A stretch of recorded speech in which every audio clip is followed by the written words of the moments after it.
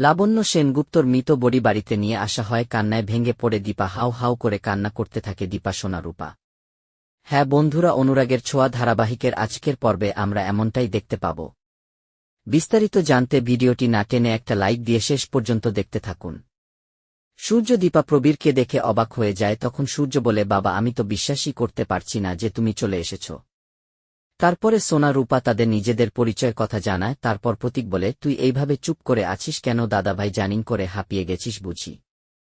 তখনই সূর্য জিজ্ঞাসা করে, তার মানে তোমরা সবটাই জানতে? তারপরে দীপা জিজ্ঞাসা করে, মা কোথায় বাবা? তারপরে প্রবীর বলে, লাবণ্য তো নিজে আসতে পারবে না, তাকে গিয়ে নিয়ে আসতে হবে। তখনই সূর্য বলে, বাবা তোমার কথা কিছুই বুঝতে পারছি না। তখন প্রবীর বলে, লাবণ্য আর বেঁচে নেই। ফ্ল্যাটে থেকে নামার সময় একটা বড় ধরনের অ্যাক্সিডেন্ট হয়ে গেছিল, আমি কোনো রকম বেঁচে গেছি। কিন্তু আমি লাবণ্যকে বাঁচাতে পারলাম না। আমি লাবণ্যকে কেন বাঁচাতে পারলাম না? ওর পাশে আমার থাকার কথা। এরপরেই দেখা যায় বাড়ির সবাই মিলে মর্গে চলে আসে লাবণ্য সেনগুপ্তর বডি শনাক্ত করতে, যেখানে সূর্য লাবণ্য বডি দেখে একদমই ভেঙে পড়ে। তারপরে বলে, এইটা তুমি কি করলে মা? এখন আমরা সবাই একসঙ্গে থাকি আর তুমি এইটা দেখতে পারলে না? তারপরে দীপা প্রবীরের জন্য দুধ আনে, কিন্তু প্রবীর কেমন যেন আবোল তাবোল কথা বলছে।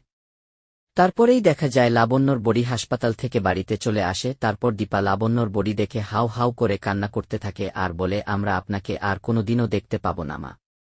অন্যদিকে দেখা যায় কুমার টিভির খবরের জানতে পারে যে লাবণ্য সেনগুপ্ত বিমান অ্যাক্সিডেন্ট করে মারা গিয়েছে আর বলে, আমি তোমাকে নিয়ে হাতে মারতে পারলাম না।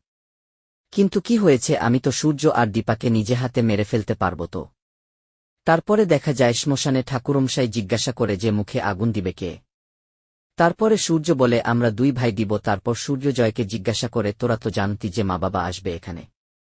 আর আমি তো সেটাও জানতাম না, তাই বলে তুই আমাকে কিছুই বললি না আগে। অনুরাগের ছোঁয়া ধারাবাহিকের লেটেস্ট আপডেট সবার আগে পেতে আমাদের চ্যানেলটি সাবস্ক্রাইব করে বেল আইকনে ক্লিক করে রাখুন। ধন্যবাদ।